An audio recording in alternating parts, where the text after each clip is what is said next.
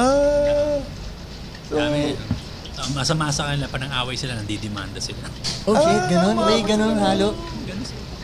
So wala, harapin mo yun. Pag hindi mo pinuntahan yun, arestado ka. Oh shit, umabot ka sa ganun na level? Pinapadala sa, like, kasi before I used to own 100 clinics, di ba? Papadala na yung sa Las Piñas office ko. Siyempre, hindi ko matatanggap, di man ako taga ron. Gugulat na lang ako. Pala kami, police pala kami ng Las Piñas, arestado ko sa cyber libel. What? Kailan sa cyber libel? Oh shit. Oo, ganun, umabot sa ganun.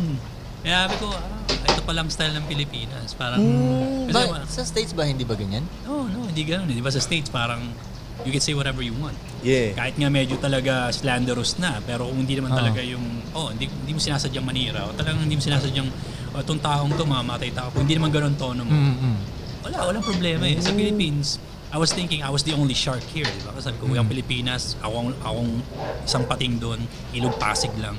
Ang hindi ko naisip, dahil palang buhaya.